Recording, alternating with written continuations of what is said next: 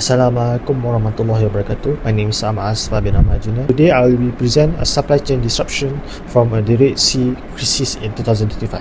This presentation examines how geopolitical instability in the Red Sea disrupted the global supply chains, how firms can respond using supply chain management framework. So the Red Sea Suez Canal handles around 12 to 15% of global trade. In 2025, security threats and attack forced many ships to reroute around the Cape of Good Hope.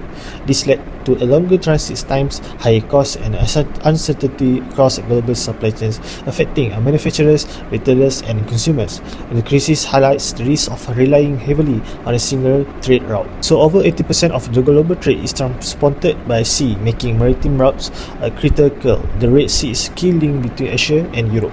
However, many supply chains prioritize efficiency through lean just-in-time system, which increases vulnerability during disruption.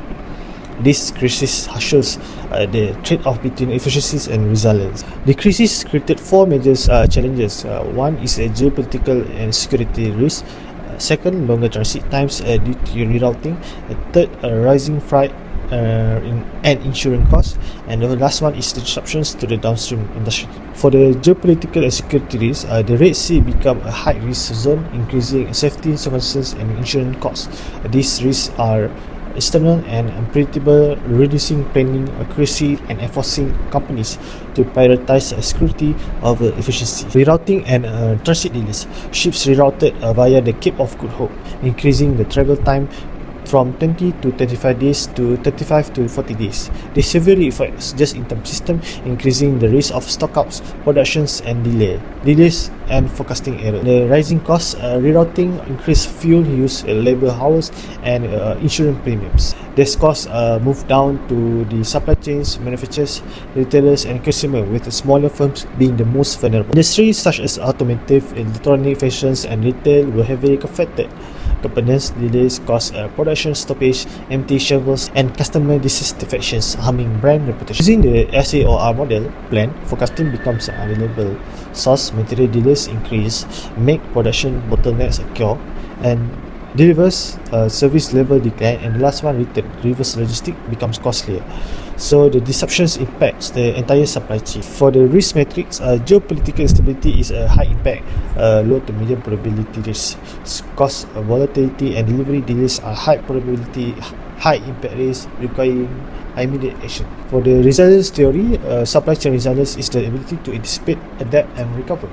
So firms with diversified suppliers, buffer stock, and digital visibility suffered less disruption than those relying on a single route. Recommendation for first one is a network diversification.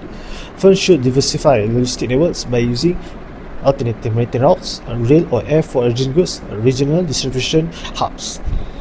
And this increases resilience despite higher baseline costs. So second recommendation is a strategic inventory. Companies should reduce reliance on a purely lean inventory system by buying critical components, holding safety stock, and lastly, using a risk-based classification. This prevents a full production shutdown.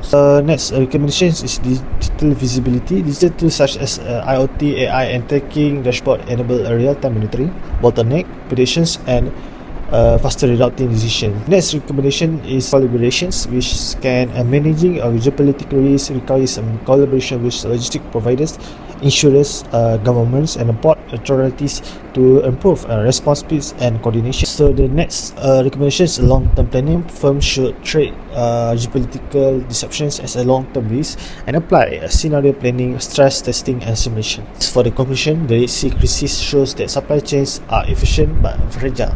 Over-reliance on a single routes increase risk. Resilience should be viewed as a strategic investment, as future competitiveness depends on adaptability, not just efficiency.